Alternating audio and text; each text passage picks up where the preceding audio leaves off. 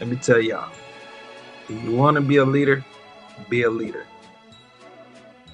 If you want to be a follower, be a follower. Take your time.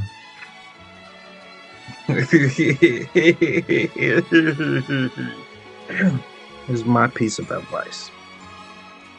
Be yourself. Don't change who you are for anybody. All right. And at the same time, make sure that you are always striving to be your best self for those that you are serving.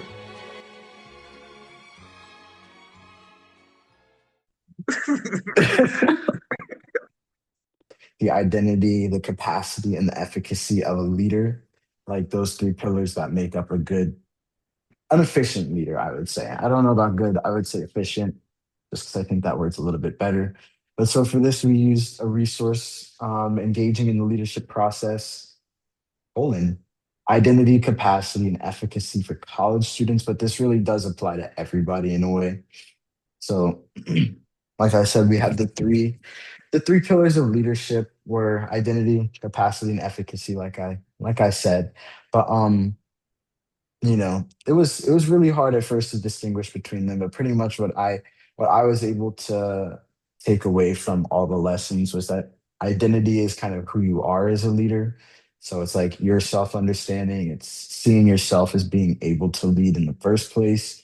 And it kind of encompasses like your values, your motives, and who you want to become in a way. So it's kind of like who you know you are and what you stand for in a way. So knowing that information, how has your identity as a Black man shaped the way that you lead?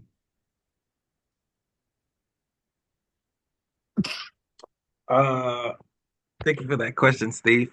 Uh, so my identity as a black man guide my leadership principles.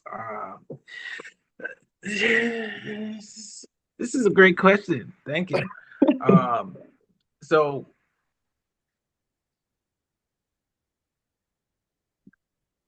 starting with identity, right? I identify as a black male. I identify as a first generation college student. I identify as, well, graduate. I identify as a first generation, no, first generation Haitian American, right? So there are a lot of things that play into my identity and have formed and shaped who I am.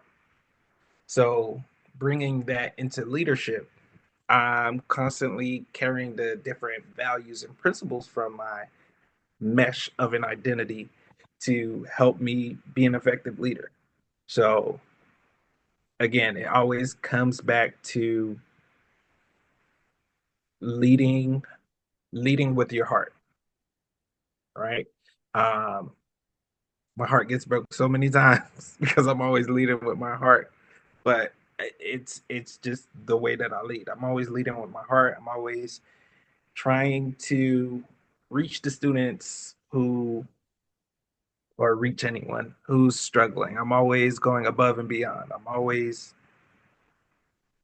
sacrificing myself Mhm. as a leader, for the betterment of the institution. I will always do that. I've seen my parents do it.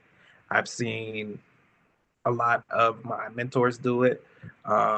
So that's all has shaped my identity and eventually spilt over into my leadership style. Okay.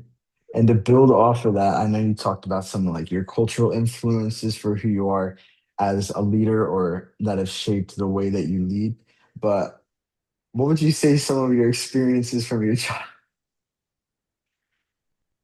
what would you say some of the experiences from your childhood, if you can kind of recount on any of those, how have any of those influenced your leadership style today? So one thing that I can remember, um, so I had a friend who lived up the street from me, and I told him I would help him do something. and I was laying on the couch watching TV, and I did not feel like getting up to go help him. So I decided I wasn't gonna go. So he came to the house and he was knocking on the door, and I told my dad, "I'm not here. Tell him I'm not here." So my dad told him I wasn't Wow. there, and then he sat down next to me and he said, "Hey, I get that you didn't want to do it, but you shouldn't have told him that you would."